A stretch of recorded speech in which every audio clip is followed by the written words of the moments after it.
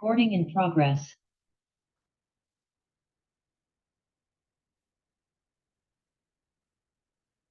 Muy buena tarde, doctor Gutiérrez, estimadas compañeras, compañero Javier Gaitán. Los saludo con mucho afecto y por este medio pues estoy compartiendo mi pantalla para hacer la presentación de mi proyecto final de la asignatura Innovación y Desarrollo Educativo.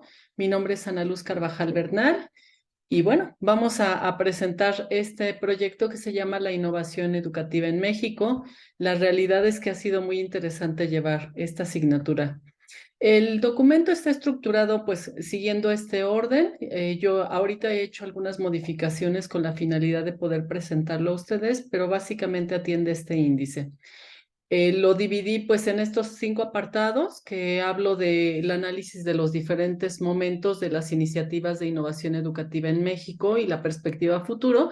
Esto es algo que ya hemos revisado con antelación en otras presentaciones, donde se ha puesto un cuadro de los diferentes momentos, rescatando pues que la educación siempre ha sido un tema muy importante, pues no solo en México, en realidad es parte del crecimiento y desarrollo de un ser humano. Entonces, los datos son muy antiguos respecto a los temas de educación. Lo que va a ser interesante y donde nos vamos a detener un poquito, por supuesto, es en el tema y los autores que están hablando de la perspectiva de la educación. En segundo lugar, los desafíos e incertidumbres que enfrenta el docente cuando innova. La carrera del docente es sumamente noble, pero le pide una exigencia constante en estarse capacitando y en estarse actualizando porque, pues, obviamente los estudiantes van cambiando su contexto, sus necesidades, el mundo en sí mismo es un ente dinámico y esto, pues, de alguna manera obliga a que el docente siempre se mantenga en línea y siempre se está actualizando, pues, de tal suerte que también se sume a estas nuevas opciones, a estos nuevos retos, estos nuevos horizontes y dé respuesta a ello. En tercer lugar, hablaremos un poquito de las organizaciones educativas, lo que ha sido la resistencia al cambio, sobre todo desde la perspectiva docente con aras a la innovación educativa y algunos de los modelos de innovación educativa.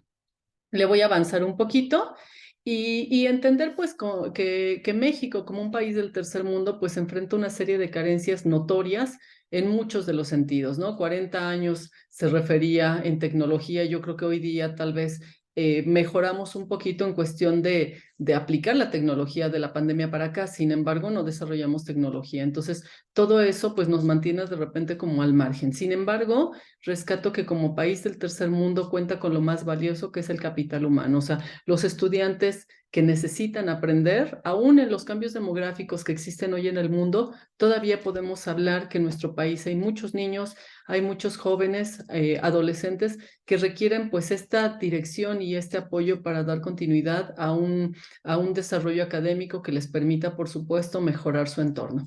Entonces, pues rescato esa parte. Después el documento tiene la parte del abstract y me quedo con palabras clave que están contenidas en este documento: innovación educativa, empresas del sector educativo u organizaciones educativas, la resistencia al cambio, las tendencias y la innovación educativa. Lo primero es destacar, pues, qué entendemos como innovación educativa. Entender que es un proceso quiere decir que es una serie de pasos organizados que se van realizando con una secuencia y que logran ciertos objetivos. En el caso de innovación educativa, por supuesto, atiende a los docentes, puede ser uno o varios, y el objetivo principal, pues, es mejorar su práctica educativa, ¿no? De tal suerte que se dé un cambio positivo y que se resuelva un problema. Podemos considerarlo como una práctica inducida de manera interna o externamente, pero aterriza en algún contexto muy concreto como pueda ser la institución o la propia aula. La educación, pues obviamente es un tema sensible, es un tema que se ha quedado pues postergado realmente, ¿no? Eso es lo más fuerte, ¿no? Que los que estamos estudiando temas de educación nos damos cuenta que todo va evolucionando, pero la educación se ha quedado estancada por diferentes iniciativas que inician y que no se concluyen. Pero esto es muy grave porque es la responsabilidad del desarrollo de una persona. Entonces, pues de ahí destacar que, que basándonos en la propuesta de Gregorio que dice: educar no significa enseñar y mucho menos entrenar para pensar, ya que estamos hablando de procesos personales, ¿no? Significa abrir horizontes que hagan posible pues la participación de una manera responsable en la invención y reinvención cotidiana de la vida en sociedad. Como parte de las definiciones de innovación educativa, se revisaron a diferentes autores. Aquí los estoy destacando de diferentes ámbitos, desde lo educativo, pero también estoy citando a Kotler, que es un gurú de la mercadotecnia, a Peter Drucker, que es reconocido en la administración, a Steve Jobs, una punta de lanza en tecnología, y por supuesto, pues la red de revistas científicas de América Latina y el Caribe, España y Portugal, Redalic, para tener una conclusión, ¿no? También, por supuesto, se revisó a la UNESCO, Organización de las Naciones Unidas para la Educación, la Ciencia y la Cultura, y a grandes rasgos y en conclusión, se puede decir que innovar es plantear una idea nueva, sacarla de su contexto lógico para tener nuevas perspectivas que suponen un cambio y que puede ser también el resultado de una combinación de diferentes conceptos ya previamente conocidos, pero que se actualizan, por supuesto, al hoy, ¿no? A las necesidades de mejorar la praxis y dar solución a problemas que mejoren la calidad de los aprendizajes. En este sentido, la innovación educativa en México pues ha tenido diferentes momentos. Ya también en alguna otra asignatura ya tuvimos esta revisión de todas las iniciativas en materia de educación que se han dado, donde un sexenio pues no termina siendo suficiente para implementar y poder evaluar, ¿no? Entonces, algunos han tenido cierta continuidad, los menos, y eso pues permite tener como un panorama mucho más aterrizado y dar continuidad a esos proyectos. Sin embargo, pues resulta que la mayoría han sido cambios, cambios, cambios que no permiten consolidar. En este sentido, Robles afirma que cada nueva ley, forma de educar y reforma ha intentado mejorar la educación. Quiere decir que no se pierde el propósito, pero en el Inter, pues la realidad es que pues vamos dando tumbos, ¿no? Sin poder aterrizar nada. Por su parte, Freire dice que la educación como proceso basado en conocimiento, comunicación e interacciones sociales se ha visto afectada de forma radical por la emergencia de la cultura digital que ha transformado a sus actores, profesores y estudiantes, provocando la necesidad de cambios en las propias instituciones educativas. Claro, y esto es muy latente, ¿no? Si bien la era digital no es nueva, está, Lee más adelante pues lo refiere de hace 40 años o un poco más, no es nuevo, pero sí de manera reciente lo hemos observado y retomo esta pandemia por SARS-CoV-19 que hizo un replanteamiento a las instituciones. Prácticamente 15 días nos frenaron de actividades y cada quien tuvo que intentar más o menos resolver cómo encontrar a sus estudiantes, cómo dar continuidad a las clases, cómo hacer pues la experiencia del aprendizaje, ¿no? De la enseñanza y del aprendizaje.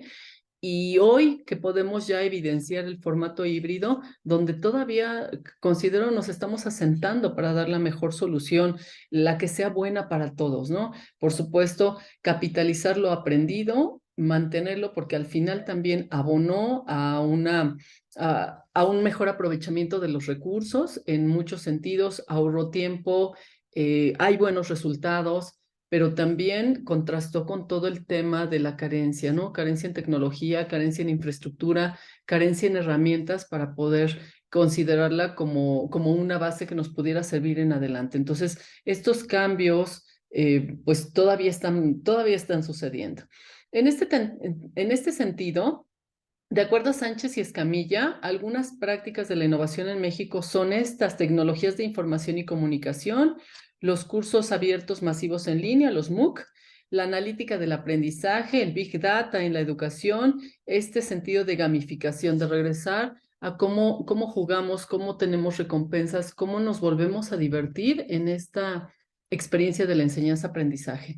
La Flipped Classroom, donde ya los estudiantes traen ciertos textos leídos, ciertos materiales revisados y realmente llegan a la clase, a la discusión, al intercambio de ideas, el aprendizaje basado en problemas, la pechacucha, entre muchos otros. Sin embargo, pues bueno, lo destacable en esto, y lo refiero con estas dos preguntas: ¿cuáles de estos recursos, modalidades, métodos, estrategias son actualmente innovaciones educativas? ¿Cuáles lo fueron y ya no lo son o se han tenido que reinventar? ¿Y en qué momento cuestionamos que algo nuevo deja de ser innovador por el paso del tiempo, la frecuencia del uso? Y pues esto tiende a ser convencional. Entonces, pues bueno, me estoy adelantando un poquito a las conclusiones, pero todo va a definirse a través del contexto, a través de entender las necesidades del lugar donde se están dando las circunstancias para que los profesionistas que egresemos, estoy hablando del nivel superior, por supuesto, pues tengan estas competencias que realmente coincidan con el poder solucionar en el aquí y en el ahora, ¿no? Y evitar en mucho sentido, pues la fuga de cerebros. Por otro lado, los desafíos de las organizaciones en el sector educativo, pues Grau resalta que no serán acciones individuales de personas o instituciones, sino que se habla de la colaboración entre organizaciones para poder en conjunto, pues tener ideas, plantear estrategias, de estas estrategias hacer tácticas concretas que permitan mejorar la calidad de la educación y hacer, pues, esta generación de soluciones con un compromiso y que atiendan, pues sí, problemáticas propias de la educación.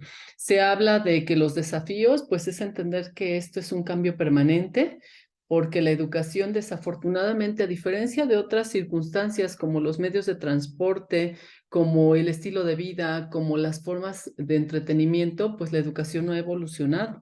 Y en muchos sentidos todavía se puede observar este no paso del tiempo, ¿no? Y como el mismo perfil docente, el mismo formato de aula, cuadrada, rectangular, la misma circunstancia con pupitres, el tema de memoria, el tema del dictado, o sea, hay muchas deficiencias todavía o áreas de oportunidad por atender. Sin embargo, ante esto, bueno, se habla también de este cruce de lo antiguo, lo que no ha evolucionado, con el avance tecnológico que se da en materia de la inteligencia artificial, ¿no? Reitero, más adelante Lee, que fue un video particularmente increíble, nos va a hacer este cuestionamiento de que sí, sí, se ha avanzado mucho en inteligencia artificial, pero todavía no se logra superar esta cualidad o estas cualidades del ser humano, que es la curiosidad, el pensamiento crítico y la creatividad. Y se estima que posiblemente ni se logre, ¿no? O sea, un robot podrá eficientizar muchos procesos, tiempo, dinero, por supuesto, pero no podrá llegar a esta sensibilidad que es muy característica del ser humano y que es un tema que cruza con el vivir. O sea, el hecho de ser, de estar vivo, de vivir todos los días, de atender la cotidianidad, es lo que nos lleva a esta característica, ¿no? Curiosidad, pensamiento crítico y creatividad. Por su parte, Díaz dice que es importante discernir si la innovación educativa es un medio o un resultado. Cuando pasamos ya al punto de resistencia al cambio, pues considero como docente, como administrativo, pues que es normal, no sé qué tan bueno, pero por lo pronto es normal entender que resistirse es la capacidad de tolerar, pero también de oponerse, de contener durante algún tiempo, eh, de un estado inicial a un estado diferente. Cuando hablamos de los docentes, dice que es normal este comportamiento porque es respuesta a un desafío que se siente en consecuencia de la introducción de nuevas ideas, nuevas formas de trabajar, nuevos métodos, y esto pues genera cierta amenaza, cierta incertidumbre, alerta y por supuesto lo tan humano que es el temor a lo desconocido. Algunos de los factores que influyen a la resistencia del docente, pues sí, por supuesto cruza con el sentir que te están probando en la cuestión pedagógica, en la cuestión disciplinar, pero también el miedo a enfrentar lo nuevo y fracasar, pero también la cuestión económica que muchas veces hace que los docentes tengan que buscar diferentes instituciones y andar corriendo, el estrés crónico, la angustia por el desempleo, etcétera, ¿no? Por supuesto, esto también lo complica todavía más y si de algún momento llegan nuevas políticas, nuevas formas de trabajo, pues es tan solo el miedo a volverse a capacitar. Ante esto, pues surge la contraparte que son las condiciones que favorecen el cambio y contrarrestan la resistencia, que son, pues primero que nada, la apertura a las nuevas ideas, la capacitación, pero con una dirección que venga, por supuesto, de los líderes frente a la institución y en este sentido, pues también una gestión de recursos que faciliten esta implementación, esta evaluación de la innovación educativa. Ante esta circunstancia, ALBA advierte que las organizaciones que no sean lo suficientemente innovadoras van a desaparecer tarde que temprano y considera que la innovación alude a la mejora de la vida en el mayor número de personas. Por su parte, Schwab dice que vivimos en una época de fuertes amenazas, pero también de grandes posibilidades. Y ahora sí llegamos con Fully a la inteligencia artificial, que él reconoce que si bien el implementarla ha aumentado la eficiencia, ha aportado valor y ha revolucionado muchos sectores, pues también explica estos dos conceptos, ¿no? Machine Learning, que es el aprendizaje automático, donde se han dado respuestas correctas, donde todo ha fluido, se ha podido clasificar, se ha podido decidir, se ha podido predecir en algunas circunstancias, y habla de este segundo concepto que denomina Deep Learning, que es el aprendizaje profundo. ¿De qué se trata? Pues de llegar en esta búsqueda incesante para emular la capacidad humana en la toma de decisiones y crear redes profundas y complejas. Al observar el video, pues nos podemos dar cuenta que no es una labor menor, al contrario, es un desafío muy importante, y además con esta salvedad de que implicaría ya casi casi convertirse en humanos, y eso pues siempre va a ser una barrera, por supuesto. ¿Qué favorece la inteligencia artificial a la docencia? Pues varias circunstancias. La primera de ellas, que dota de nuevas herramientas, que permite a los docentes que ya hemos trabajado con algún software, permite personalizar tareas, lo que optimiza el tiempo también en revisiones, en evaluaciones, y además en tener estas posibilidades de tener conectados a docentes especializados o en disciplinas o de cuestión pedagógica en diferentes áreas y que se puedan conectar. Es decir, una cobertura más amplia a muchos estudiantes, diferentes formas de enseñar que faciliten un aprendizaje y además una diferente experiencia, incluso hasta en el tema de un lenguaje diferente, una cultura diferente, una forma de vivir diferente, que es la parte que complementa lo académico formal con la parte no informal, ¿no? La experiencia del día a día y de conocer a otro tipo de personas. Para ello, pues se habla de que al implementar la inteligencia artificial en la educación dará un ahorro del 40 hasta el 50% del tiempo del docente. Y esta segunda parte, que me parece fundamental y es la que más destaco, es que eso permitirá fortalecer en los jóvenes las relaciones interpersonales. Quiere decir que hemos estado tan conectados, tanto dispositivo, tanto trabajo, tantas actividades, que de repente hemos perdido esta noción de lo importante que es seguir practicando los valores, seguir con el trabajo en equipo, seguir teniendo empatía y entender la circunstancia del otro lo más cercano posible, y la parte de la creatividad que desde este gurú, este hombre tan importante en lo que corresponde a la tecnología, refiere como el futuro de la educación. Recientemente, en 2020, Bert refiere que los sistemas educativos del futuro deben basarse en tres conceptos importantes. La idea de pensar diferente, que tiene correlación un poquito con lo que yo ya había comentado. La creatividad a partir de las 4Ps, que es que todo tenga un propósito, que se hagan proyectos, que sean proyectos de colaboración entre pares y además pasarla bien. Vean cómo todo va teniendo sentido. En el asunto de la gamificación, la flipped classroom, y todo esto que es, pues, atenderle como al bienestar, ¿no? Y al bienestar. El ser humano ante todo, las circunstancias que vive el ser humano y lo que le interesa y le importa, ¿no? Ante esto, bueno, vienen las motivaciones y estrategias. Planteo de una manera muy respetuosa que lo primero, en el caso del docente, es regresarnos a entender que antes de ser docente, antes de ser colaborador en una institución, es una persona. Es una persona que vive, que tiene necesidades, que enfrenta circunstancias problemáticas, que tiene anhelos y que también se quiere construir. Desafortunadamente, en nuestro país, y también lo recalco, no ha habido una cultura del docente distinta a la que se tiene en otros países, ¿no? O sea, no se le ha dado el lugar al docente. Entonces, en el caso de la educación superior, que regularmente son los profesionistas que regresan a la docencia y no como el magisterio de educación básica que se forman precisamente para ser docentes, acá pues viene un poco como a comentar la experiencia profesional, pero también pareciera de repente que es el que no encontró trabajo, ¿no? Y entonces se pone a dar clases en tanto sale algo que valga la pena. Y eso es muy lamentable porque es un tema de desmotivación muy fuerte. Tengo muy presente el comentario que hizo un compañero docente en una ocasión, ¿no? Y dijo, en mi generación de diseñadores gráficos, varios se fueron a los proyectos, varios están trabajando en organizaciones, también hicieron sus propios negocios, y en una reunión comentaron, ¿y tú por qué eres docente, no? ¿Por qué no te desarrollaste? ¿Por qué no estás trabajando en lo que estudiaste? Y dijo, no, yo me quedé porque alguien tiene que formar a los nuevos diseñadores. Entonces, pues bueno, me pareció como bastante interesante, me hizo rescatar como esta labor noble de la docencia, pero también de mostrarles el panorama a aquellos que se vienen construyendo.